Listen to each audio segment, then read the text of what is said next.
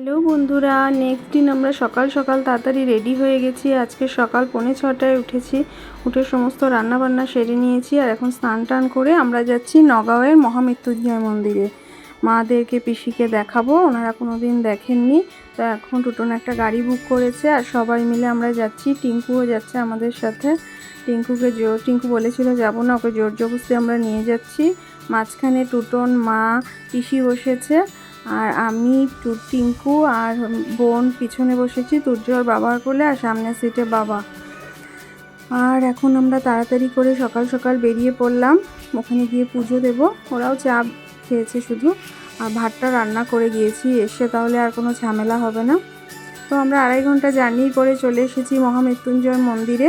এখন সমস্ত পুজোর ডালা নিয়ে নেওয়া হলো। আর এত রৌদ্র, এখানে থাকা যাচ্ছে না দাঁড়িয়ে, তাই তাড়াতাড়ি করে একটা ছাতার তলায় এসে দাঁড়ালাম। এখন আমরা মন্দিরের দিকে যাচ্ছি। যাই হোক, বৃষ্টি নেই, বৃষ্টি থাকলে তো আবার অন্যরকম হতো। তো এখন আমরা সবাই মিলে এখানে প্রদীপ ধূপকাঠি জ্বালিয়ে দিচ্ছি।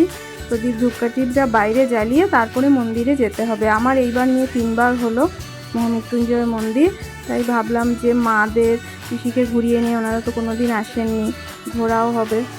তো এখন আমরা চলে এসেছি ভেতরে, বেশিক্ষণ করিনি ভিডিও, দেখলেই মহাদেবকে। আর আমরা এখানে এসে জলও ঢেলেছি। আগে জল দেওয়ার কিন্তু সিস্টেম ছিল না, শুধু দর্শন ছিল। এখন খুব সুন্দর জল দেওয়ার ব্যবস্থা করেছে। এখন মা কালীর মন্দিরে দর্শন করছি। এই মন্দির প্রথম দেখলাম, তারপরে একটু ফটো সেশন হলো। কি বড় বড় এখানে ছাগল দেখো। তারপরে সবাই মিলে ফটো সেশন করে তাড়াতাড়ি করে বেরিয়ে পড়েছি। আসার সময় একটা জৈন হোটেলে আমরা একটু টিফিন করলাম। টিফিন করে তারপরে আমরা বাড়ি ফিরে এসেছি। তো বাড়ি ফিরতে ফিরতে আমাদের প্রায় 4টা বেজে গেছে। তো আজকের মতন ব্লগটা এখানেই শেষ করছি। টাটা।